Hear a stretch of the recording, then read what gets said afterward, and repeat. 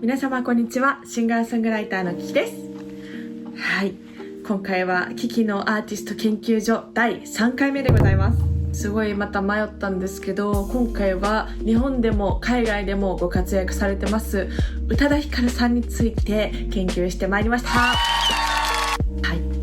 ピンマイクがさ丸見えないよねすいません。はい、では早速ねプロフィールからご紹介して、で途中で私が好きな宇多田さんの曲を何曲か見ていきたいなと思います。よろしければ最後までご覧ください。早速生い立ちプロフィールからいきたいなと思います。はい、宇多田さんは1983年1月19日生まれで、現在38歳だそうです。見えない。最近ですかね、お茶の CM にご出演されてて、あれ見て、あれこれ宇多田さんみたいな、めっちゃ素敵と思って、なんかすごい素敵だったんですよ。これです。はい。ちょうど私の10個上とかなんですけど、全然見えないし、なんか本当に私のなんか理想像、なんかああいう大人になっていきたいなって思ってたので、本当に素敵だなと思います。はい。ここからもすごいの連発なんですけど、宇多田さんはアメリカニューヨーク出身だそうですはい、これだけでもマジで言ってみたいって感じなんですけど、宇多田さんの親がですね、お父さんが宇多田ヒルザネさんっていう方で、この方は音楽プロデューサーです。で、お母様が藤恵子さんって言って、この方は歌手です。で、お母様の方がもうちょっと亡くなられてるんですけど、それは後でお話ししたいんですけど、はい。そんな芸能一家で生まれた宇多田さんでございますが、幼少期から日本とアメリカをこう行き来してたそうで、その頃ですね、親がやっぱりそういうスタジオとかねこもったりするので、お仕事してるので、そこでこう学校の宿題をしたりとか、ご飯を食べたり寝たりっていうのをしてたそうです。そうですね、結構そういう不安定な生活が続いてたので、宇多田さん自身も嫌気がさしてたというか、そういう時期があったそうで、その時にこう本とか漫画とか小説に没頭していらっしゃって、でその当時の夢が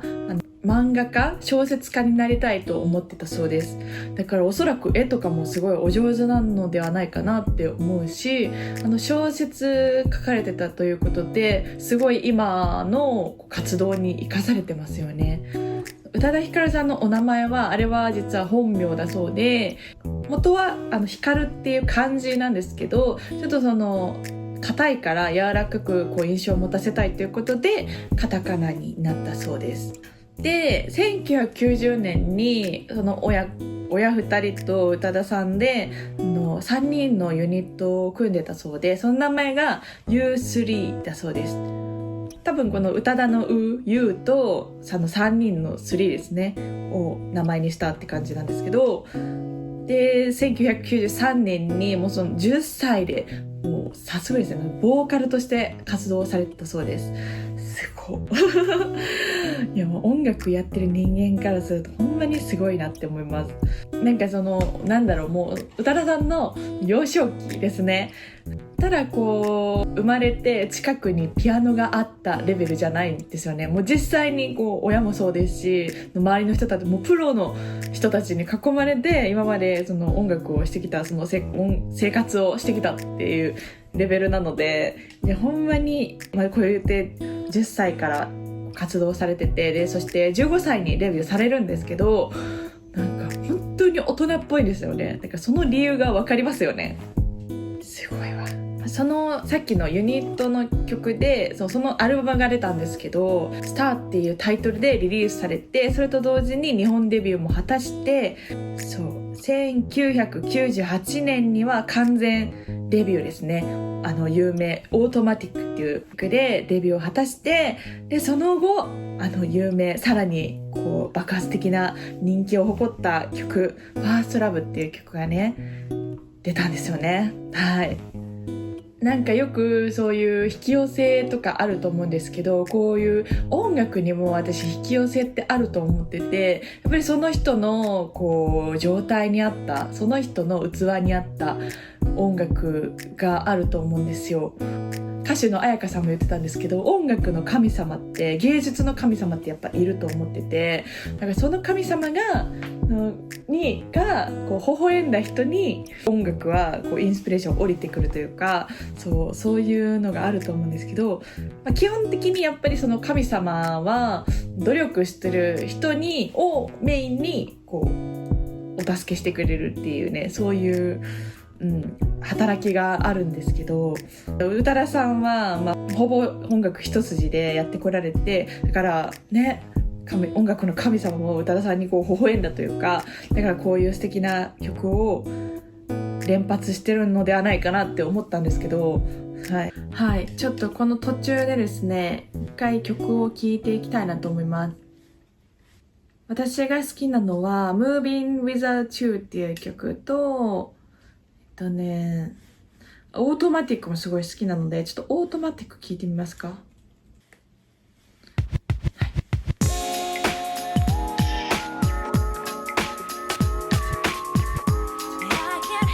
R&B ですね。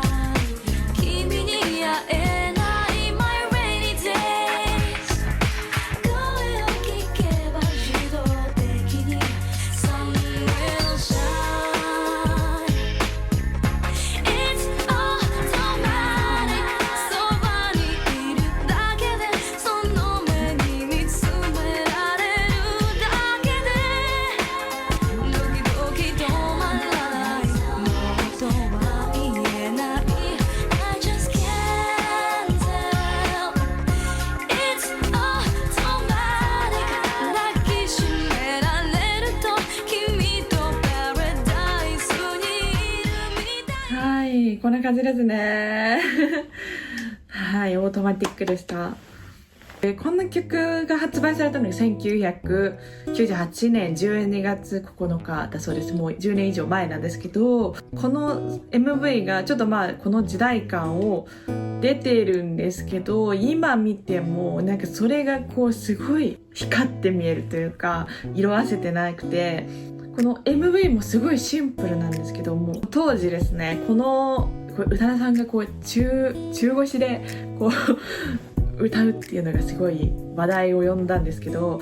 この曲は第41回日本レコード大賞の優秀作品として受賞されてて、その他にもゴールデンディスク大賞っていうのも受賞されてて、本当にいろんな受賞があるんですけど、だからなんかさらになんかこう光って見えますね。はい。なんかめっちゃ可愛くない？こんなさ人おったらさ、なんかもうこんな人さ街で歩いてたら見ちゃうよね。自分の魅力の出し方をすごい分かってらっしゃるなって思います。はい。だからその自分のプロデュース力もあるんだなっていう風に思いました。ぜひですね、今後その宇多田さんがなんかこうプロデュースしたこう歌手とかプロデュースしたグループとかもちょっと気になりますね。私なんかすごい素敵なグループになりそう。で次もちょっともう一個見たいんですけど Moving On Without You っていう曲ですね。この曲はすごいディスコのようなこうリズムでちょっとクラブミュージックというか、歌手の彩香さんがカバーされてて、さらにそれが私好きになったんですよ。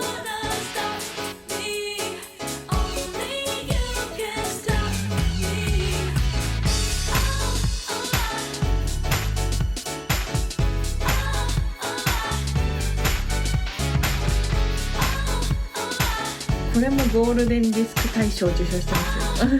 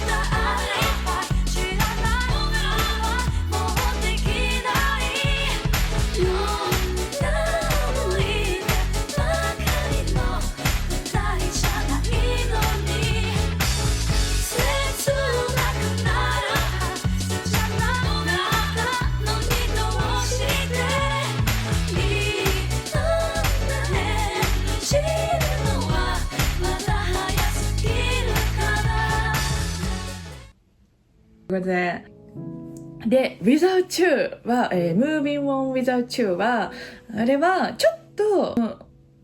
大人かなって思うんですけど、おそらく彼氏はいて、彼氏のその動きがいまいち読めないというか、おそらくなんか浮気してるんじゃないとか、ふざけたリバイ知らないふにはもうできないって言ってるんでそうちょっと疑ってるんですよね。だからあの曲をね、私結構学生の時歌ってたりしたんですけど、こう恋愛を熟知してるというか、ちょっと冷めたような気持ちでこうなりきって歌ってましたなんかさっき一番最初に言ったこうスタジオでね、こう宇多田さんが50代とかの時に小説を書かれてたっていうのもあって、ちゃんと歌がこう物語になってるというか想像できるんですよ。なんか自分が実際にその経験をしてなくても、その経験をしたかのようなその気持ちになれる、そんな宇多田さんのすごいところだなって思うんですけど、でその後にファーストラブですよね。3年ぐらい前にネットフリックスでドラマになったんですけど、でもともとねこれもうめちゃくちゃ人気あるんで、さらに海外でも人気になって、お隣の韓国でそのアーティストの方がカバーされてたりとか、そのカバーされる人の幅が広がったみたいな感じで、そういろんな方がカバーされてるんですけど、結局やっぱり宇多田さんに戻ってきてしまうっていう、それぐらい宇多田さんの歌は唯一無二ですね。はい。なんかこうやってね、このたとえその時代がちょっと何十年前だったとしても、こうやっていろんな人に歌い継がれる、そんな曲を私も作れるように頑張ります。当初は親のその存在を明かしてなかったというか、それだけでも十分ヒットしてたんですけど、でもその親のこう存在を公表することによって、さらにこうレコード会社とかいろんな人からプッシュされて、でも絶大なるもう一気にスターへとこう駆け上っていったんですけど、ほとんどの人は作詞作曲まではするんですけど、アレンジャーの部分は誰かに任せるってことをするんですよ。なんですけど宇多田さんはちゃんと編集、そのアレンジも自分でできる能力を持ってて、なんかオートマティックとかでもそうなんですけど、こう自分の見せ方をすごく分かってらっしゃるなって思って、だからイコールやっぱプロデュース力があるんですよね。その曲に関しても自分に対してもそのプロデュースする才能がすごいある方なんだなって思います。はい。でそんな宇多田さんなんですけども、活動休止をするんですよ。でこれが2010年8月9日ですね。やっぱりもうここまでヒット曲を出してきて、そして親の存在もあってここまでずっと音楽をやり続けてきたから、それ以外の世界を見てみたいというふうに思ったらしくて、思いますよね。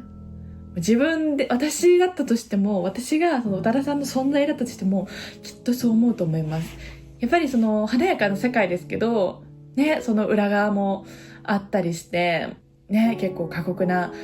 状態だったと思うんですよ。私たちは宇多田さんをテレビでこう切り取った部分しか見れないから、裏側をどうしても見ることができなくて、どのアーティストとかでもそうなんですけど、その人の本音をこう聞く機会ってあんまりないじゃないですか。こう歌とかではあるかもしれないけど、ついにここで活動休止をして人間活動への専念を宣言します。はい。でその際に東日本大震災があったんですけど、その寄付活動をしたりとか、そういう慈善活動をされてたそうです。はい。しばらくお休みされて、お母様がね、この間で、その休んでる間でお亡くなりになられて、そのお母様の死っていうのが精神的な病で言われてるのは自殺だそうです。はい。で私ね、これね、ちょっと余談なんですけど、大事なことなのにちょっとお伝えしたいなと思って、私、ある人に比べたらそこまで見えたりはしないんですけど、昔は結構霊感とかがすごい強くて、今も強い方だと思うんですけど、それちょっとしんどかった時期があるんですよね。で私のお知り合いでそういうのに詳しい方がいて、お勉強させていただきました。その人は、死んだらどこに行くのかとか、こういう死に方をしたらどうなるかとか、こういう行いをしたらどうなるかとかを詳しくお伺いすることがあって、その時に一番残酷というかやってはいけないのが自殺だそうで、そうなんですよ。これは信じるか信じないかは皆様次第なんですけど、神様っていう存在があって、神様は私たちに一人一人成長してもらうために、一人一人本当にいろんな使命があります。で、神様はその人に乗り越えられない試練はないというふうに、あなただから乗り越えられる。だからそういう苦しみもあります。だけどそれを乗り越えた先に必ず幸せを待ってるよっていうのをちゃんと約束して成長することを誓ってここに降りてくるんですよね、私たちは。でそれを放棄してしまうっていうことなんですよ、自殺をするっていうことは。だからそれを途中でやめてしまうと天国にも帰れなくなるそうで、本当に亡くなったら確かにその先の世界はあるんですけど、途中で自殺をしてしまう方って確かに本当に誰かに例えばいじめられたとか本当に辛い経験をされて亡くなってしまうんですけど、その楽になりたいからそういう行為をするっていう方がほとんどだと思うんですけど、じゃなくて実は逆なんですよ、ね。自殺をして楽になることはほぼないっていう風におっしゃって、映画とかでもありますよね。その霊になってその生きてる人を脅かすっていう現象があると思うんですけど、本当にあんな感じなんですよね。生きてる人に影響を及ぼすというか、その人をイコール不幸にしてるってことなんですよね。そういう行いをしてるとやっぱりいいところに帰れないので、だからその瞬間ずっとそこがリピートされるんですって。これをね話し出すとちょっと長くなってしまうんですけど、だからそれぐらい結構悪いことをしてなかったとしても、その自殺をすることって結構罪深いことになってしまうので、そうなんですよ。だから本当に自分は何もしてないのならどうかですね、それだけはせずに、それはあなたになら私になら乗り越えられる試練だっていう風に自分で言い聞かせて、私もね実際病気をしたことがあったんですけど、その時の自分ってやっぱり誰かのせいにしてしまってたりとか、自分の反省が足りてなかったりとか、何かしらそれは病気になってしまうやろっていうのを非行があったというか、気から病っていう言葉があると思うんですけど、本当にまさにあれで、この気持ち一つで病も治るっていう風にすごい実感したし、その病気をしたことが原因で、親の感謝とか、その周りの人の感謝とか、今自分がここに生きてるっていうこともすごく感謝できる機会になったんですよ。でそれを感じれば感じるほど病気もいつの間にかなくなってました。なんでそれぐらい心ってなかなかこうね、病気とか治らないとか思うかもしれないし、その苦しみって消えないとは思うんですけど、でも本当に心一つでその瞬間から人って変わることも可能なんだなっていう風に私は経験しました。実感しました。なんで何があっても絶対なるようにはなるんで、私より辛い経験されてる方もきっとたくさんいらっしゃるとは思うんですけども、どうかですね、もうあなたにしか乗り換えられないことなので、だからその経験があるので、絶対その先っていうのは誰よりも幸せな未来っていうのは必ず待ってるので、そしてね、誰かをまた救える可能性もあるので、だからぜひですね、そこは自信を持っていただいて、絶対一人じゃないはずなんですよ。絶対せっかくの人生なので、どうせならやっぱりね、いい意味で楽しんでいただきたいですし、ちょっと長くなってしまいましたすいません、すいません。いろいろあって、本当にお母様ですねが亡くなる前まで、宇多田ヒカルさんもお父様もその2人でさえも止められないほど過酷な状況だったそうです。結果的には亡くなられてしまったんですけど、宇多田さんが母の気持ちを込めて、思いを込めてできた歌が2016年4月に花束を君にっていうあれをリリースされて、そこから本格的にまた活動を再開されました。本当にで今に当たるんですけど、ざっくりこんな感じなんですけども、15歳からデビューされて、宇多田さんの本当に魅力は透き通った中にある安定した声、低音ボイスがすごい素敵だなって思うんですけど、あとはビブラードっていう細かいビブラードあるじゃないですか。あれですよね。ビブラードの名前がちりめんビブラードっていうらしいです。初めて聞きました、これ。あれを使ってる歌手が家入レオさんなんですけど、他にもいるかな。倉木舞さんとかもそうですよね。今はご結婚は2回されてて、でお子様もいらっしゃったはずです。なんでこの活動休止した時にやっぱりそういう時間も取りたかったのかなって個人的に思いますね。私も将来この音楽活動をもっと発展させてって、もちろん結婚もしたいので、私は育児も音楽も両方できる自信があるんですよね。っていうのは今までそういう働き方をしてきたから本業とは別にいろんなことをしてきたので、だからさすがに子供3人4人になってくるとちょっと無理だと思うんですけど、理想は子供2人欲しくて、2人ならなんとか育てながら自分の音楽もできるんじゃないかなって勝手に思ってます。そんな甘くはないと思うんですけど、ちょっと頑張りたいなと思いますまだお相手もいないので、いつもね、勝手にこのね、勝手な目標、勝手に目標を掲げてるのでそうなんですよ。お恥ずかしながらまだお相手もいないですね。こうやってね、学装頑張ってると素敵な人に出会えると思っております。こんな感じでした。すいません、ちょっと途中で暴走してしまったんですけど、ありがとうございました。いかがでしたでしょうか。キキのチャンネルですね、こうやってまだアーティスト研究所まだまだなんですけども、本当にいろんなアーティストがいるので、何が出るかなって感じで、毎回ちょっと楽しくやらせていただいてます。